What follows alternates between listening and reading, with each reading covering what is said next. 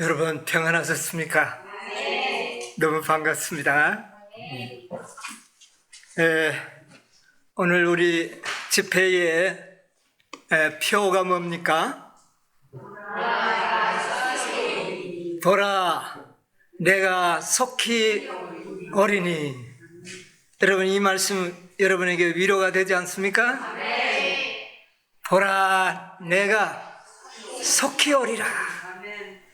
여러분, 이 소망이 여러분과 제 마음에 큰 소망이 되게 하시고 또 위로가 되시기를 간절히 바랍니다.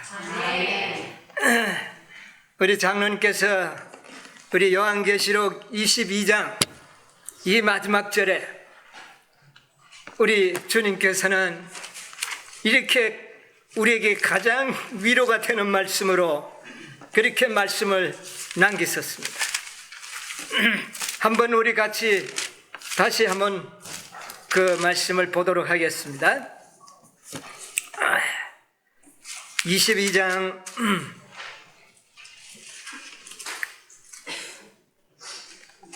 20절에 이것들을 증거하시니가 가라사대 내가 진실로 속히 오리라 하시거늘 아멘. 주 예수여 오시옵소서. 우리 요한은 이 말씀으로 이 요한계시록을 끝내고 있습니다. 자, 한번 요즘 보니까 이 세상에도 구호를 많이 외칩니다. 그렇죠?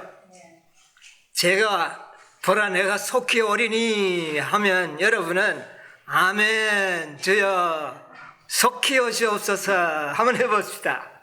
네, 제가 먼저 하겠습니다. 보라 내가 속히 오리니 아멘 주 예수여 오시옵소서. 아멘. 예, 정말 우리 이 소망이 우리의 인류의 소망이요 단 여러분과 저의 소망입니다. 참 이 말씀이 복된 말씀입니다. 보라 내가 속히 오리라. 여러분, 이 복된 소망이 이제 멀지 않아 여러분과 제가 눈으로 볼 수 있는 그런 때가 이르러 왔습니다. 여러분, 희망과 용기 잃지 마시고 정말 우리가 믿음으로 사는 그런 생애가 되시기를 간절히 바랍니다. 자, 우리가 정말 예수님께서 속히 오실 것을 우리는 이제 믿습니다. 그런데 우리가 이것을 정말 우리의 마음에 간절함으로 오늘 이 시간에 우리의 마음에 다가왔으면 좋겠습니다. 정말 여러분의 마음에 주님이 속히 오시기를 정말 원하십니까? 확실합니까? 거짓이 없습니까? 정말 예수님이 속히 오셨으면 좋겠습니다. 여러분, 오늘 아침 잡수시고 난 다음에 쿵 하는 소리 들었습니까? 지진이 일어났어요. 저는 경보기가 울리더라고요. 여러분, 이것은 다니엘서 2장의 그 신상이 머리에 금과 은과 녹과 철의 무게를 이기지 못해가지고 지금 이 흙과 철로 만들어진 이 발이 지금 부스러지고 있는 소리들이에요. 그렇지 않습니까? 이 신상은 결코 오래가지 못할 신상입니다. 자연적으로 무너질 수밖에 없는 신상이에요. 이제 그 부스러지는 소리가 점차 우리에게 자주 들려오고 있는 겁니다. 여러분, 속히 오실 겁니다. 예, 저는 요즘 요한계시록을 좀 연구하면서 이제 6째 인까지를 쫙 공부를 하고 다니엘 7장을 공부를 했습니다. 그런데 이제 이 집회가 딱 시간이 되니까 7째 인이 딱 하나 남아있어요. 그래서 오늘 7째 인을 또 한번 간단하게 연구를 해보려고 합니다. 자, 우리 계시록 8장에 이런 말씀이 기록되어 있습니다. 계시록 8장 1절에 일곱째 인을 떼실 때에 하늘이 반시 동안쯤 고요하더니, 여러분 일곱째 인은 바로 요 한 절밖에 되지 않습니다. 다른 인들은 다 내용들이 있어요. 그런데 이 일곱째 인은 하늘이 반시 동안 뭐 하더라? 이거 뭐 하는 장면입니까? 예수님께서 하늘을 떠나서서 이 땅에 오시는 그 기간이 반시간 동안 하늘은 예수님이 계시지 않는 공간이 될 겁니다. 반시 동안 하늘은 아버지 하나님도 우리 예수님도 계시지 않는 그런 공간이 될 겁니다. 그러니까 스스로 계신 분이 다 하늘을 비우고 지금 어디에 오시는 겁니까? 이 땅으로 오시는 겁니다. 그러면 하늘은 고요하겠습니까? 예, 예배할 대상자가 지금 하늘에는 계시지 않기 때문에 하늘은 고요할 것입니다. 반대로 이 땅은 어떻겠습니까? 하늘은 고요한데 이 땅은 어떻겠습니까? 시끄러울까요? 시끄럽다는 표현은 좀 아름다운 표현은 아닌 것 같고, 아마 대단한 놀라운 일이 이 땅에는 일어나게 될 것입니다. 자, 그 일을 성경에는 기록하고 있습니다. 데살로니가전서 4장 16절로 17절에 있는 말씀을 우리 한번 보도록 하겠습니다.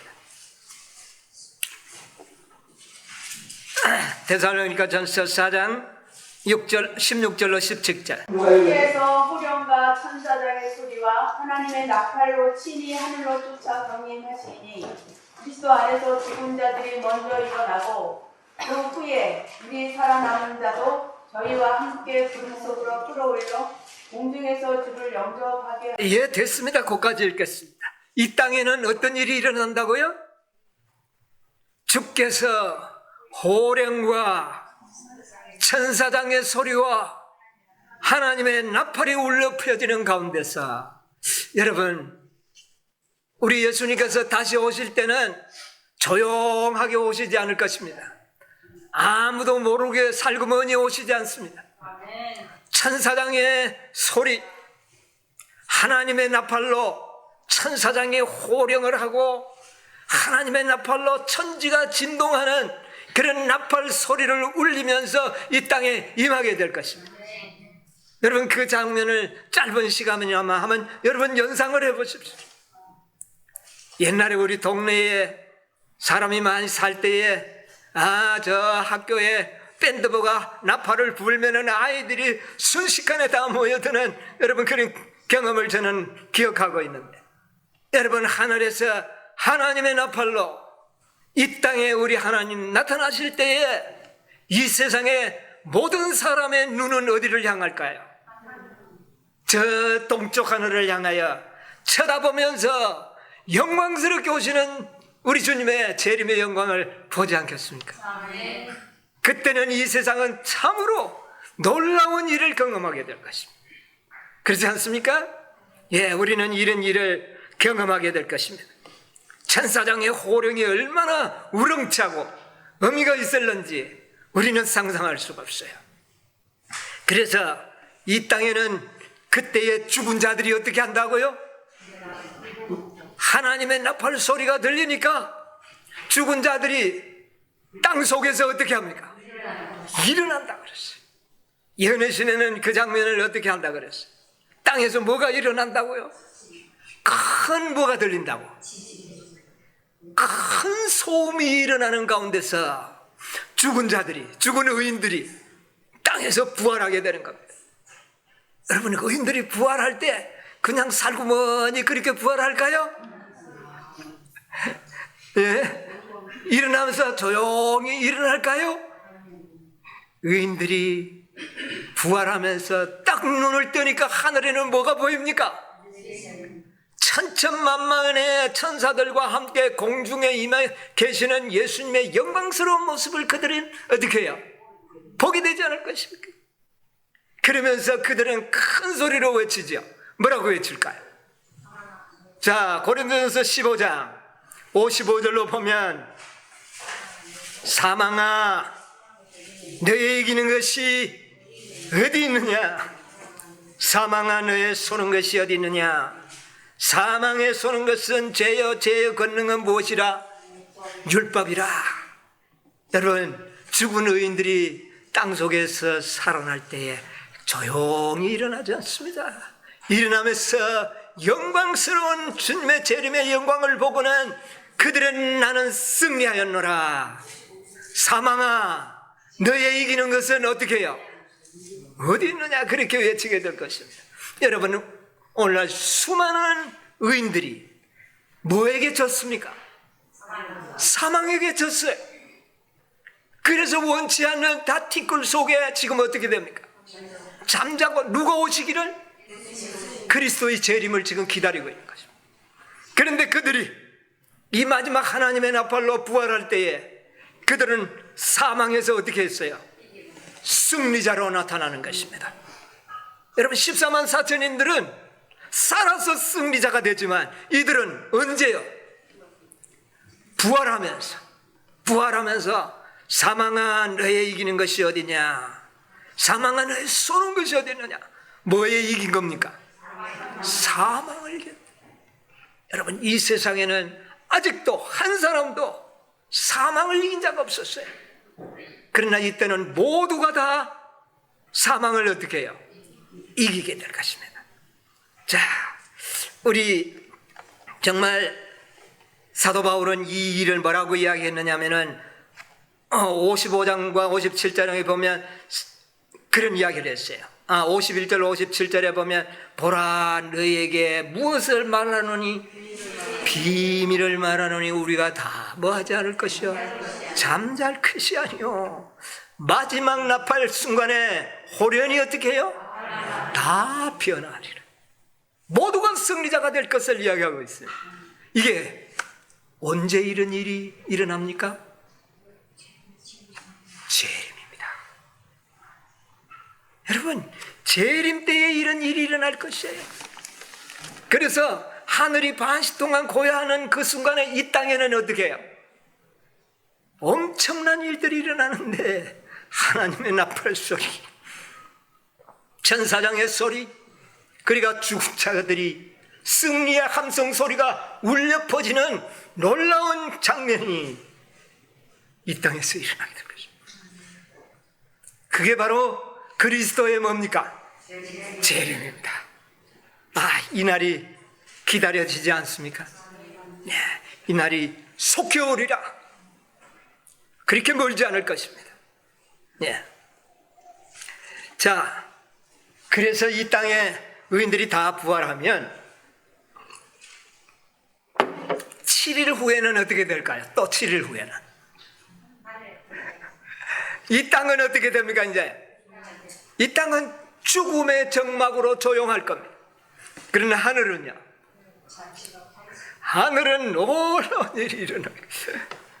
문들아 너희 머리를 들지어다, 영원한 문들아 들릴지어다 하는 천사의 음성과 함께 하늘의 도성의 문이 열리고 이 땅에서 구원받은 그 많은 허다한 무리들과 14만 4천인들이 그 도성을 향하여 들어가서 하나님께 영광을 돌리는 놀라운 일이 7일 후에는 어떻게 해요? 있지 않겠습니까? 이 모든 일은 다 그리스도의 재림으로서만이 성취될 수 있는 예언입니다. 여러분, 예언을 많이 연구하지만 무슨 예언이 가장 중요합니까? 그리스도의 재림이 성취되는 것입니다. 이 예언이 우리가 그렇게 학수고대하는 그런 예언인 것입니다. 이 예언이 성취되도록 하기 위하여 우리가 이 땅에서 지금 하나님의 일을 하고 있는 것입니다. 여러분, 이 영광스러운 날에 우리 다 참여하기 위해서 우리 열심히 믿음으로 우리 하나님의 사업을 하셔야 되는 것입니다. 자, 우리가 이 8장 1절에 보면 그것이 일곱째 인에서 성취되는 겁니다. 여러분, 첫째, 둘째, 셋째, 넷째, 다섯, 여섯, 일곱, 모든 이 인은 정말 중요한 내용들을 함축하고 있습니다. 이 일곱 인은요, 불법의 비밀과 하나님의 비밀을 간직한 계시입니다. 그래서 이 계시는 다른 예언과는 달리 뭐한 상태로 계시에 나타났습니까? 임봉되어 있는 상태로, 임봉된 상태로 이 계시가 나타났는데, 그래서 요한이 어떻겠죠? 그 인을 뗄 사람이 없어서 대성통곡하고 우는데 누가 이겼다고요? 다윗의 뿌리, 유다의 사자가 이겼으므로 이 인을 떼시리라. 이 인은 승리자만 뗄 수 있었기 때문에 그렇습니다. 만약 예수님이 이 땅에 인간으로 오셔서 승리자가 되시지 않으셨다면 이 인은 영원히 우리가 개봉될 수 없는 그런 내용들이었습니다. 그런데 예수님이 유일하게 인간으로서 어떻게 해요? 어떤 자가 되셨습니까? 승리자가 되셔서 그 인을 개봉해 주신 것입니다. 그래서 그 개봉의 마지막 인이 딱 되니까 뭐가 이루어집니까? 하늘이 반시 동안 고요해져요. 이건 뭐죠? 그리스도의 재림. 반드시 재림은 이루어질 것이다. 반드시 그리스도의 재림은 있을 것이다. 왜? 하늘이 반시 동안 조용한 것을 보면 알게 되는 겁니다. 하늘이 조용하다는 것은 재림을 상징하는 것이죠. 찬송 받으실 자가 하늘에 계신다면 하늘은 조용하지가 않습니다. 찬송 받으실 분들이 다 어디로 내려왔어요? 이 땅에 당신의 백성들을 데리려 오셨기 때문에 하늘은 조용한 것입니다. 여러분, 이 예언이 불언간에 우리에게 이르러 올 것입니다. 근데 이건 몇째 인이라고요? 일곱째. 그럼 여섯째 인이 이루어져야 되겠죠? 근데 여섯째 인이 어디에서 딱 멈춰 버렸습니까? 지난 우리 집회 때 제가 좀 말씀드렸어요. 뭐가 일어나며? 지진이 일어나며 하늘에 뭐가요? 태양이 어두워지고 달이 핏빛같이 되고 그 다음에는요 별이 떨어지는, 이것까지는 이루어졌는데 그 다음에 하늘에 별이 떨어질 것이며 하늘은 종이축같이 말릴 것이며, 이것은 연속적으로 일어날 재림의 징조인데 별이 떨어지고 난 다음에는 딱 스톱이 되어버렸어요. 지금 뭐는 이루어지지 않고 있습니까? 종이축까지 이루어지는 일은 이루어지지 않고 있습니다. 그런데 별이 떨어진 지는 올해로 약 1800 아니라 188년이 지금 지나가는 것 같아요. 1833년에 별이 떨어졌잖아요. 그런데 지금 이렇게 많은 시간이 흘러갔는데도 다음 징조는 이루어지지 않고 있습니다. 그리고 난 다음에 여섯째 인을 떼고 난 다음에 일곱째 인을 떼야 되는데 일곱째 인을 떼지 않고 그 사이에 몇 장이 들어가 있습니까? 요한계시록 7장이 들어가 있어요. 여러분 그걸 발견하죠? 여섯째 인을 뗐으면 일곱째 인을 떼고 난 다음에 7장이 나와야 하는데 이상하게도 여섯째 인까지 떼고 그 다음에 7장을 보여주고 난 다음에 8장 1절에 일곱째 인을 떼고 8장 2절에는 어떤 내용이 나옵니까? 일곱 나팔이 나와. 이거는 전혀 또 다른 내용이에요. 그래서 저는 옛날에 이 요한계시록을 읽을 때마다 이거 말이야, 일곱째 인을 저 또 건너편에 한 장을 건너서 내용도 뭐 길지도 않은 반절밖에 되지 않는 내용을 저 8장에다 딱 따로 놓고 그 다음에는 그 다음 절은 전혀 다른 내용으로 그렇게 성경을 편집해 놓은 것을 제가 보고 이상하게 생각했어요. 근데 저는 이제 오늘 이 일을 우리가 좀 생각을 해봐야 되지 않겠는가, 이 문제를 좀 생각을 해보겠습니다. 자, 오늘 이 문제를 생각하면서 일곱인의 절정은 예수 그리스도의 재림인데, 그 절정이 재림인데, 그런데 왜 하나님께서는 그 절정을 7장을 건너뛰어서 기록하도록 했는가 하는 것을 오늘 좀 생각을 해보려고 합니다. 대쟁투 302쪽에 보면은요,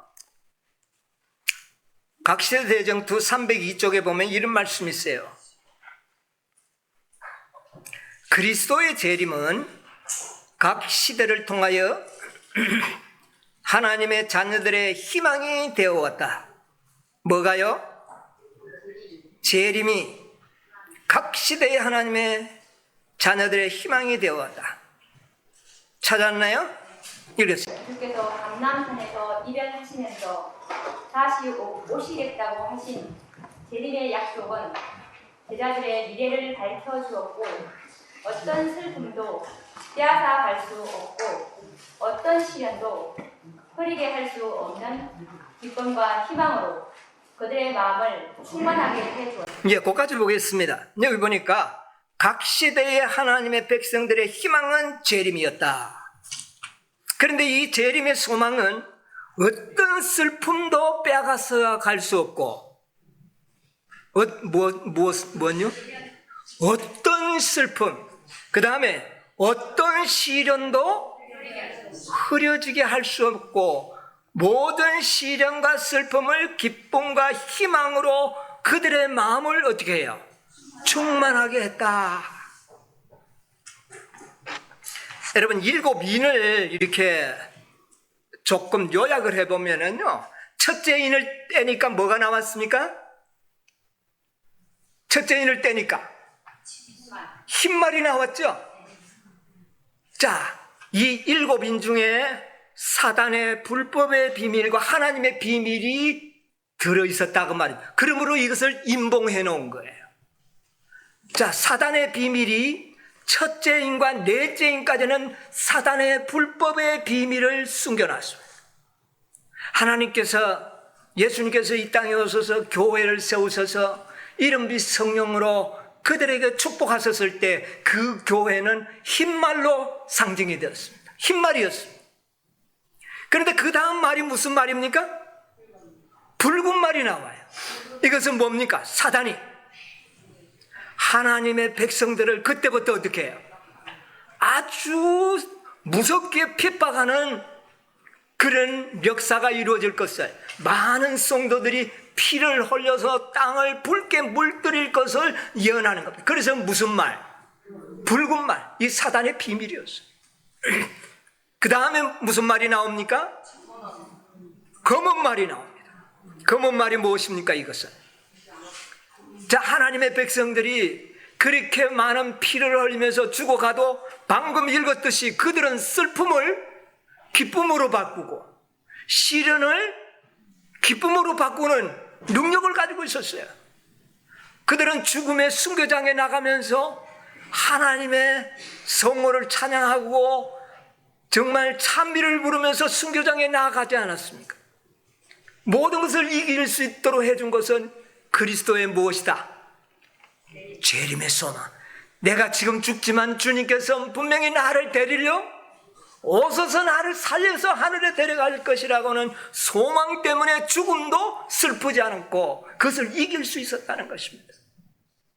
그러니까 사단은 안 되겠다. 이들에게 성경을 내가 다 빼앗아 버려야 돼. 그래서 그때부터는 하나님의 말씀 진리를 다 짓밟고 없애버려요. 여러분, 다니엘 8장에 보면 진리를 땅에 던지고 짓밟고 자의로 행하던 이런 예언이 나오지 않습니까? 이 일이 바로 있을 것을 이 인 가운데 상징으로 검은 말로는 이때는 말씀들이 다 없어지는 이런 일이 이 땅에 일어날 것을 예언한 겁니다. 이게 사단의 계획입니다. 그 다음에 무슨 말이 나옵니까? 청황색 말. 청황색은 바로 사람이 죽었을 때 몸에서 나타나는 색깔이에요. 사망. 종교 암흑 시대에 수많은 사람들이 그 시대에 죽임을 당할 것을, 사망이 온 세상을 죽음의 공포로 몰아넣을 것을 예언하는 겁니다. 이게 불법의 비밀이에요. 그 종교 암흑 시대를 통하여 얼마나 많은 사람이 죽었습니까? 여러분 기억합니까? 역사가들이 이야기하기를 5천만 내지 약 7천만 명이 죽었을 것이다. 그렇게 연산을 하는데 모르기는 합니다. 그러나 많은 사람이 죽었던 것은 사실입니다. 그런데 그 죽은 자들이 무슨 소망 가운데서 기꺼이 죽음을 선택했습니까? 재림의 소망. 예수님이 내가 다시 오겠다고 하는 이 말씀 한마디를 믿는 믿음을 가지고 그들은 죽음을 기꺼이 기쁨으로 당한 것입니다. 자, 그런데 예수님이 지금 원래 몇 년입니까? 2022년. 예수님 오셨나요? 안 오셨습니다. 이 정도 되면 그 재림의 소망을 가지고 죽었던 의인들이 좀 뭔가 할 말이 있지 않겠습니까? 그들이 이렇게 오래 기다릴 것으로 상상했을까요? 그들이 순교장에 나갈 때에 2022년이나 지나서 올 것이라고 그들이 상상하고 죽었을까요? 곧 오실 것으로 생각했어요. 그런데 여기에 이제 의인법을 사용하셔서 이 6장에 보면 그 죽은 순교자들이 말을 하는 장면이 나오죠. 그거 한번 읽어보겠습니다. 자, 6장 9절. 다섯째 인을 떼실 때 내가 보니 하나님의 말씀과 저희의 가진 증거를 인하여 죽임을 당한 영혼들이 제단 아래에 있어 큰 소리로 불러 가로되 거룩하고 참되신 대주제여 땅에 거하는 자들을 심판하여 우리 피를 신원하여 주지 아니하시기를 어느 때까지 하시려 하나이까 하니 각각 저희에게 흰 두루마기를 주시며 가라사대 아직 잠시 동안 쉬되 저희 동무 종들과 형제들도 자기처럼 죽임을 받아 그 수가 차기까지 하라 하시더라. 예, 거기까지 보겠습니다. 자, 다섯째 인을 보니까 제가 말씀했던 그 붉은 말에서부터 청황색 말까지 그 기간 동안에 죽은 수많은 영혼들이 제단 아래에 있는데 그들이 뭐라고 하나님께 호소합니까? 우리의 피를 어느 때까지 신원하여 주시지 않겠습니까? 왜 이렇게 오래 어떻게 해요? 지체하십니까? 질문하는 것이 나옵니다. 여러분, 이것은 그들이 비록 죽은 영혼들이 무슨 말을 하겠습니까? 그러나 예수님께서는 그 죽은 의인들을 마치 살아있는 영혼들처럼 그렇게 의인법을 사용해서 우리가 하고자 하는 질문을 그들로 하여금 대신하도록 하고 있는 거예요. 언제 우리의 신원을 들어주시겠나이까? 언제? 여러분, 이들이 죽을 때 아까도 말씀드렸지만 이렇게 오랫동안 그네들이 땅 속에 잠잘 것이라고 상상하지는 않았을 것이라는 것입니다. 그러나 여기에 계시 가운데 나타나는 이 사람들은 분명히 뭔가 하나님의 뜻을 신뢰하고 믿고 다 죽은 자들이죠. 그렇기 때문에 죽은 자들이 이런 말을 할 리는 없고 이것은 참으로 하나님의 재림을 간절히 기다리며 살아갈 마지막 하나님의 백성들을 대신하여 이들이 지금 질문하는 형식으로 말하고 있다고 봐야 되는 것입니다.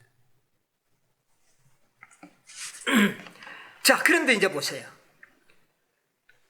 그런데 지금 이들이 지금 기다리고 있는데 예수님이 오지 않으니까 이런 언제 오시려나이까 했는데 여기 답변이 뭐라고 나옵니까?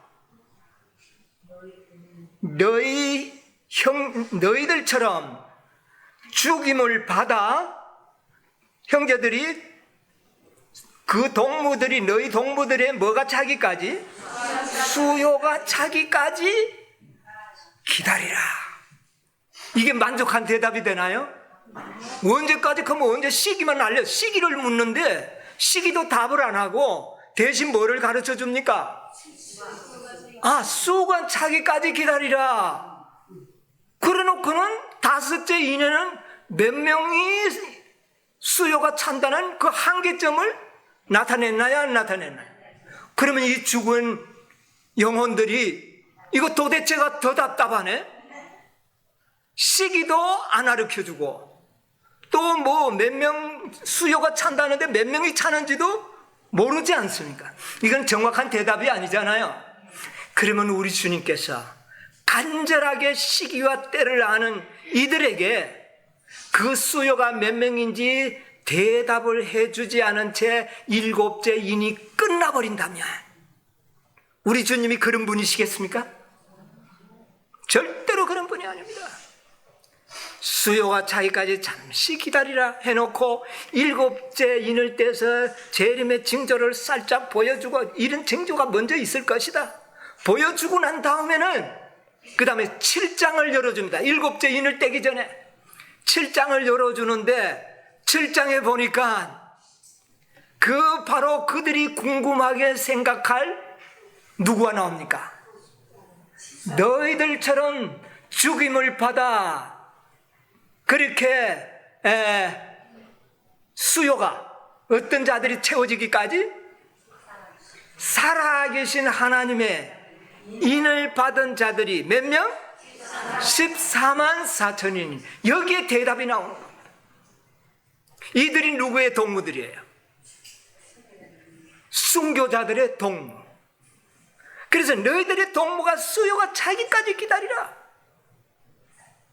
그런데 사람들은 연구를 안 하면 그 동무가 몇 명인지도 모르는 채 오늘날 많은 사람들이 지나고 있습니다. 이들은 제단 안에 피를 뿌린 순교자들의 친구가 아닌 것입니다. 순교자들의 친구들, 이 친구들의 수요가 찬다. 그것이 7장에 자 4절에 뭐라 그랬어요? 내가 입맞은 자의 수를 들으니 이스라엘 자손의 각 지파 중에서 입맞은 자들이 14만 4천이니 예, 살아계신 하나님의 인을 받은 자들이 몇 명이 될 것이다? 14만 4천. 이것이 바로 제단 아래 죽은 영혼들의 답변의 정답이 여기에 나와 있습니다. 몇 명? 14만 4천. 죽임을 받아. 이게 죽임을 당한 순교자들의 친구인데 이들이 죽은 자가 아니라 뭐라고요? 이미 알잖아요.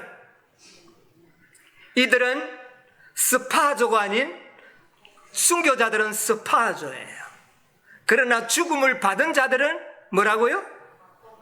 아포크테이노. 이거는 뭐냐면은 사형 언도를 받은 사람들. 사형 언도를 받은 사람. 여러분 14만 4천인들은 모두 무슨 언도를 받게 됩니까? 사형 선고를 받게. 아포크테이노가 되는 거예요. 이들의 수요가 차기 때까지 기다리라. 여러분 연구하면 이것이 나오는 거예요. 네. 그런데 이 대답이 속 시원한 대답입니까? 예? 14만 4천이 수가 차기 기다리는데 이게 속 시원한 대답이에요? 시원하지 않죠. 14만 4천인이 언제 찹니까? 그렇지 않겠습니까? 예, 우리 그거 다 예수님 이번 집회 예수님한테 한번 물어보자고요. 14만 4천인의 수요가 언제 찰는지. 이것도 주님께서는 제단 아래 있는 영혼들에게 가르쳐 주셨습니다. 이것을 아는 것은 우리들의 특권이기도 합니다.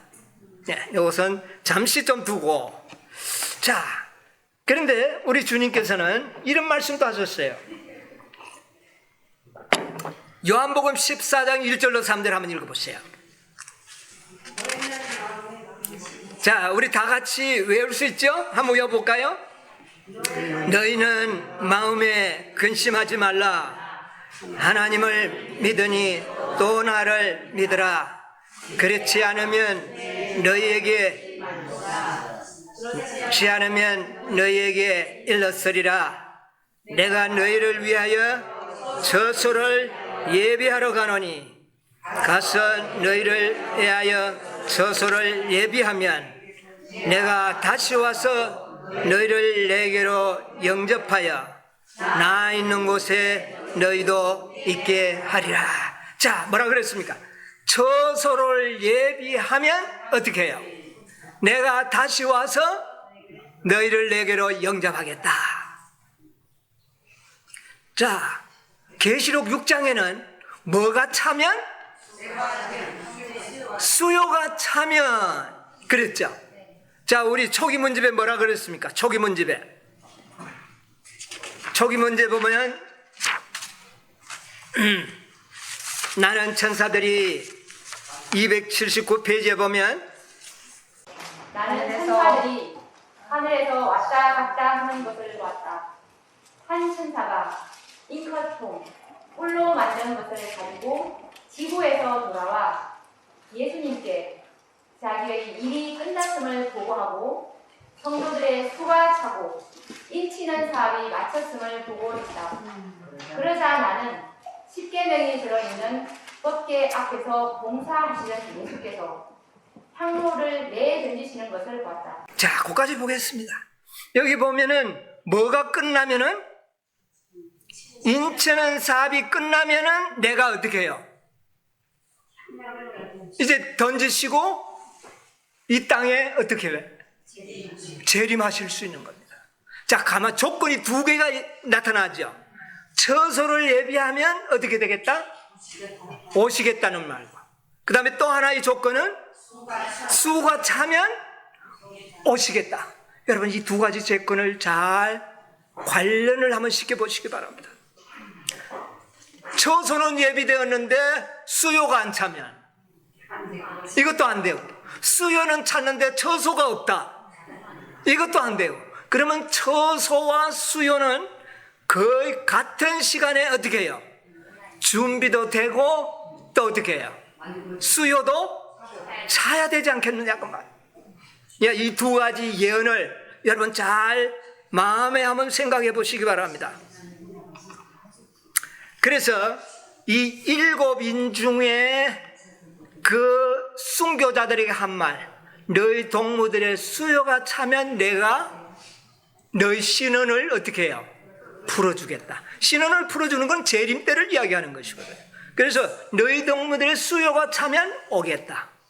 그 다음에 제자들에게는 뭐라 그럽니까? 처소가 어떻게 되면 예비되면 내가 오겠다. 그러면 이 말은 같은 내용을 함축하고 있다는 것을 우리가 기억하면서 한번 생각을 해보겠습니다. 여기에 나오는 이 처소는요, 집이 아닙니다. 집이 아니고 원어에 보니까 토포스라는 말인데, 토포스가 뭐냐면은 장소예요. 장소가 예비되면 오겠다. 그건 무슨 장소인가? 여러분, 중국이나 유럽에, 우리나라에도 뭐 성이 좀 있기는 있죠. 근데 우리나라의 성들은 조그마한 성인데, 이런 큰 성들은 보면 이 땅이 있는데 땅을 얼마간 지정하고 아주 둘레에 큰 뭐를 삽니까? 성벽을 쌓으면 그 안에 뭐가 생기는 겁니까? 공간이 생기죠. 그게 장소입니다. 이게 토포스예요. 그러니까 하늘나라에 무슨 집을 짓는 게 아니고 뭐를 지금 쌓고 있는 겁니까? 성을 짓고 있다는 거. 무슨 말이지? 이 성을 다 지으면 장소가 생기는데 거기에서 너희들이 살 것이다 그 말이에요. 그런데 그런 장소가 먼저 어떻게 해요? 준비되면 오겠다. 거룩한 성, 우리가 이야기하잖아요. 새 예루살렘 성, 집이 아닙니다. 성이에요. 성이 마련되면 오겠다 그 말인데, 자, 한번 생각해 봅시다. 예수님이 이건 누구한테 이야기했느냐면은 일반 대중들 앞에 설교하면서 하신 말씀이 아니에요. 누구들한테요? 사랑하는 제자들에게 한 말입니다. 제자들에게 내가 너희를 위하여 뭐를요? 첫서 예배하면. 그래서 첫서 예배하면 오겠다 그랬는데, 여러분 그 성이 얼마나 크겠는데 예수님이 올라가신 지 지금 몇 년 됐습니까? 네, 거의 2000년, 아직 2000년 다 안 됐습니다. 거의 2000년이 됐습니다. 그런데 아직 성이 완성 안 됐기에 누가 오시지 않습니까? 아직도 성이 완성이 안 됐다는 사실을 알게 되는 겁니다. 왜? 처소가 예비되면 내가 다시 오겠다 그랬거든요. 그러면 아직도 처소가, 장소가 완전히 아직 준비가 안 돼요. 왜 그렇게 시간이 걸릴까요? 2000년이나 걸릴까요? 제가 한번 서울교회에서도 이야기했습니다. 우리 현대건설이 가서 지었으면, 우리 삼성건설이 가서 하늘에 가서 2000년 동안 성을 쌓았으면 거의 완성이 안 될까요? 근데 예수님은 뭐 하시길래 그렇게 시간이 오래 걸려요? 아니, 성이 되면 온다 그랬으니까 성이 되든지, 예수님의 말씀을 참이라면 성이 돼도 오셔야 되고 수요가 차도 오셔야 되는 겁니다. 예, 반드시 이거는 일치성을 갖고 있어요. 그런데 아직까지 오시지 않았어요. 얼마나 큰지, 여러분 하늘성이 얼마나 크게 짓는지 아십니까? 계시록 21장 10절을 한번 보세요. 10절. 성령으로 나를 데리고 크고 높은 산으로 올라가 하나님께로부터 하늘에서 내려오는 거룩한 성 예루살렘을. 자, 지금 요한에게 뭐를 보여줍니까? 거룩한 성. 이게 하나님의 백성들이 살 집이에요. 장소입니다, 이게. 그 다음에 16절로 17절. 그 성은 네모가 반듯하여 장광이 같은지라. 그 갈대로 그 성을 청량하니 12000 스타디온이요 장과 광과 고가 같더라. 그 성곽을 청량함에 144 규빗이니 사람의 청량 곧 천사의 청량이라. 예, 고까지 보겠습니다. 자, 이 성이 얼마나 크게 짓습니까? 한 면이 얼마라고요? 12000 스타디온. 이게 그 스타디온 하니까 뭐 여러분 감이 잘 안 떠오르죠. SD 주석 책을 보니까요, 1스타디온이 185m랍니다. 185m. 그러면 185 곱하기 12000 하면 몇 킬로 나옵니까? 여러분 뭐 핸드폰 한번 쳐볼랍니까? 제가 한번 쳐보니까요, 2218km. 2218km면 저 부산에서 어디까지 가야 될까요? 저 서울까지가 한 500km, 평양까지도 뭐 한 500~600km. 그러면 저 중국 땅까지, 심양까지 아마 심양까지 가야 한 2000km가 될 겁니다. 자, 그렇게 한 면이 그렇게 길어요. 꽤 크긴 크죠? 높이는 어때요? 높이도 12000. 이렇게 어마어마한 큰 성을 지금 장소를 마련한다는 겁니다. 너무 커서 그러면 시간이 그래 걸리나? 예수님이 말씀으로 우주를 창조하신 분이 그까지 성이 크다고 그렇게 시간이 걸릴 필요는 없지 않습니까? 자, 두께는 얼마나 되는지 아십니까? 그 성곽은 정량함에 144 규빗이니, 여러분 한번 계산돼 보세요. 144 규빗 곱하기 50으로 한번 해보세요. 얼마 됩니까? 예? 7200 나옵니까? 뭐 아까 내가 두드려 기억을 잘 못하겠네. 약 7kg. 여러분 7kg 정도 되면 성곽이 두껍나요? 엄청 두껍죠. 예, 어쨌든 모르겠습니다. 그거는 뭐 자세히 계산은 해보면 알 거고, 어쨌든 어마어마하게 큰 성을 준비하셔서 누가 이곳에는 사느냐 하면 12제자와 12지파 24장로들이 그 성 안에 삽니다. 아버지와 아들 성령께서 그곳에 삽니다. 또 그곳에는 천천만만의 천사들도 그곳에 기거하실 겁니다. 그리고 또 누구도 살까요? 14만 4천인들이 살 곳이 바로 그 성이에요. 그래서 이 성만 준비되면 내가 다시 너희들을 데리러 오겠다, 그렇게 약속한 겁니다. 그런데 이 성이 그렇게 큰 성인데 제가 이렇게 보니까요, 그 기초석은 12사도들의 이름이 새겨져 있었고 사면의 문이 몇 개입니까? 12문인데 12지파를 썼고, 그래서 12 곱하기 12 하니까 얼마 나오죠? 144. 예, 그러니까 12지파 12사도. 예, 그래서 144라는 수가 나오고, 그 다음에 한 면이 12,000 스타디오. 그 다음 한 면에 세 문, 사면의 성이 문이 몇 개예요? 12개. 그 한 성문에 몇 명이 들어간다고요? 7장에 보니까 한 지파에 몇 명? 12,000명. 그러면 12지파에 12,000씩 한 문으로 들어가면 몇 명? 14만 4천. 이 성은 14만 4천인들의 품성과 그들의 수요를 상징하는 성이었다는 것을 우리가 알게 돼요. 그리고 천사의 청량이라고 그랬어요. 천사의 청량을 통하여 14만 4천인. 자, 12,000은 12에다가 얼마를 곱한 겁니까? 1000을 곱했죠. 한 지파에 12,000인데 12에다가 1000을 곱하니까 12,000 나왔어요. 자, 그러면 12지파 12사도를 곱하니까 144가 나왔는데 거기에 1000을 곱해보면 얼마가 됩니까? 14만 4천. 이래도 14만 4천, 저래도 14만 4천.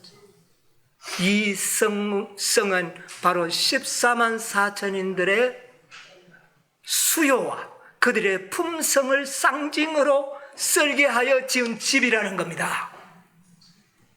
영광스러운 설계도죠. 네, 아름다운 설계도. 자, 그런데 그래서 하늘 도성이 바로 14만 4천인의 수요와 14만 4천인의 품성을 상징하는 보석들로 다 꾸며져 있고, 들어갈 문이 12개가 준비되어서 12,000명이 들어갈 것도 다 구상이 되어 있습니다. 이 집이 완성되면 예수님은 오십니다. 그런데 아무리 이 성이 보석으로 만들고 그 성의 규모가 어마어마하기로서니 2000년이 걸려야 할 이유를 우리는 말씀 가운데서 발견할 수는 없습니다. 예수님은 얼마든지 시간과 공간과 물질을 초월하여 말씀으로 이런 일을 다 어떻게 해요? 이룰 수 있는 능력자이십니다. 그러므로 이것은 뭐와 관련이 있느냐? 처소를 예비하면 오리라. 너희 동무들의 수요가 차면 어떻게 해요? 오리라. 이것은 관련이 되어 있다는 겁니다. 예수님께서는 이 땅에 14만 4천인의 수요가 차는 것만큼 하늘의 도성을 쌓아가실 것입니다. 이게 하나님의 계획이라는 겁니다. 처소가 예비되면 분명히 오실 거예요. 그런데 이것은 수요와 관계가 있어요. 그래서 수요가 차는 만큼 어떻게 해요? 이 성도 완성되어 가고 있다는 겁니다. 수요가 다 차는 날 이 성은 어떻게 될까요? 완공. 그러면 누가 오실까요? 예수님이 오시겠다. 여러분, 이것이 바로 계시록 7장 6절에 7인 중에 포함되어 있는 하나의 놀라운 기별이라는 것을 여러분 이해하시게 되기를 바랍니다. 요한계시록 전체는 다 이 7인을 해석하기 위하여 덤으로 주어진 계시들입니다. 이게 하나님의 비밀이에요. 하나님의 비밀. 이건 하나님의 계획이라는 말입니다. 그러니까 사단이 예수님의 재림을 지연시키고 이 땅을 죄악 세상으로 이끌어가기 위해서는 뭐에다가 중점을 둘 수밖에 없을까요? 어디에다가 가장 중점적으로 방해 공작을 할까요? 수요가 차지 못하도록 하는 일에 사단이 전력을 기울이고 있다는 것이 7째 인을 연구하는 가운데서 하나님의 백성들이 깨달아야 할 진인 겁니다. 확실한 이야기입니다. 14만 4천인가 처소와의 완성이 관련이 없다면 예수님이 오시지 않을 이유는 없는 겁니다. 뭐와 관련이 있었기 때문에 이 땅에 하나님의 백성들의 14만 4천인의 수요와 성의 완공과는 관련을 시켜놨다고 하는 이게 구속의 경륜이에요. 하나님의 성전을 우리가 짓는 겁니다. 성전의 돌들이 우리가 되는 것이에요. 우리들의 수요가 찰 때마다 벽돌들이 놓이고 다듬어지고 그렇게 되는 겁니다. 사단은 이 수요가 차지 못하도록 하기 위하여 오늘날 마지막 교회라고 이야기하고 있는 많은 교회들이 이 진리를 뭐하도록건 부인하고 믿지 않도록 하고 있는 것입니다. 이 세상에 가장 싫어하는 진리가 지금 무엇인지 아십니까? 14만 4천 진리입니다. 왜? 이 수요가 차면 하늘의 처소가 완성되고 그러면 예수님은 이 땅에 오시기 때문에 여러분 이 사실을 여러분 기억하시게 되기를 바랍니다. 땅 속에 잠자고 있는 하나님의 거룩한 영들이 바로 이 질문을 통하여 우리에게 이런 진리를 깨닫도록 해주신 것입니다. 저는 이 놀라운 진리를 과거에도 지식적으로 14만 4천 실수다 하는 것까지는 알았지만 이렇게 심오한 비밀까지는 솔직하게 저도 알지 못했어요. 그러나 오늘날 우리는 이런 놀라운 비밀을 알게 되지 않습니까? 네. 여러분 14만 4천 진리를 다루고 있는 교회가 저 여호와 증인들, 저 이단 신처지 교회 이런 교회들이 다룹니다. 사단도 그것을 알고 있어요. 그래서 그것을 하늘이 아닌 이 땅에 건설을 하려고 하고 있습니다. 그런데 정작 하나님의 교회들은 그 수요는 무슨 수라고 하요? 상징이다. 언제 어느 천년의 성을 완성할 수 있겠습니까? 불가능하게 만들어 놓고 있습니다. 그건 뭐 구원과 관계가 없는 일이다. 여러분 성이 준공되지 않으면 죽은 자의 부활도 없는 겁니다. 사실은 이게 안 된다면 그러나 하나님께서는 반드시 그 수를 채우실 것입니다. 그럼 언제까지요? 언제까지? 무한정 기다릴 겁니까? 그것은 이 문제도 앞으로 연구되어야 할 주제입니다. 이번에는 연구할 시간이 없어요. 다음에 분명히 연구할 거예요. 분명히 이 대답도 주님께서는 주셨습니다. 안 그런다면 죽은 의인들이 가만히 있지 않을 겁니다. 언제까지 됩니까? 수요가 이래 차서 언제까지 됩니까? 이 땅에 이 진리를 가르치는 데가 없지 않습니까? 뭐 그 진리를 믿고 있는 사람이 몇몇 밖에 안 되는데 그들이 언제 다 됩니까? 그러니까 예수님께서 뭐라 그런지 아십니까? 아니다. 힘으로 능으로 되지 않으면 내가 어떻게 하겠다? 난 신으로 이룰 거다. 어느 기간 때까지 안 될 때는 난 신으로 이루어서 너의 소원을 내가 풀어줄 거다. 약속을 하시는 겁니다. 그런데 그 절정의 순간이 바로 14만 4천인과 관계가 있다는 겁니다.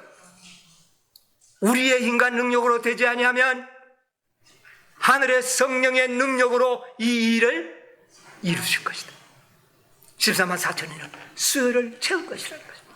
저는 이거 예언을 깨닫고 날 때 참으로 마음에 기쁨이 있었습니다. 전에는 늘 그 의혹을 떨쳐버릴 수가 없었어요. 자, 우리 수요들 얼마 안 되는데 우리 수요들까지도 보면은요, 뭐 조금 누가 쓰시고 흔들리면 그 뭐 또 뭐 엉뚱한 소리 하는 분들도 들어 있잖아요.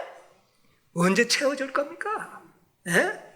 그런데 어느 기한까지 안 되면 누가 이루시겠다? 나의 신으로 이루리라. 분명히 이루어질 것입니다. 여러분이요, 그 신으로 이루실 그날에 저와 여러분이 그 도구가 되시기를 간절히 바랍니다. 보라, 내가 속히 오리라. 우리 주님 오실 때가 되었습니다. 이제 이 재림은 정말 누구도 부인할 수 없는 그런 예언의 징조들을 우리는 지금 연구하고 있습니다. 우리 주님 오실 것입니다. 여러분이요, 처소가 거의 완성되어 가고 있다는 사실을 기억하시기 바랍니다. 여러분, 이 소망으로 여러분의 마음에 불타오르게 되시기를 바랍니다. 위로와 평강을 누리시는 그런 안식일 되시고, 또 앞으로 우리가 14만 4천인의 진리를 전하는 이 일에 참으로 믿음을 가지고 전하시게 되기를 바랍니다. 그래서 이 수요를 우리는 채우는 일에 협력해야 될 것입니다. 그리고 내가 그 수요에 먼저 어떻게 해요? 들어가야 되겠습니다. 그 일을 위하여 준비하는 여러분과 제가 되기를 간절히 바라면서 오늘 말씀을 마치겠습니다.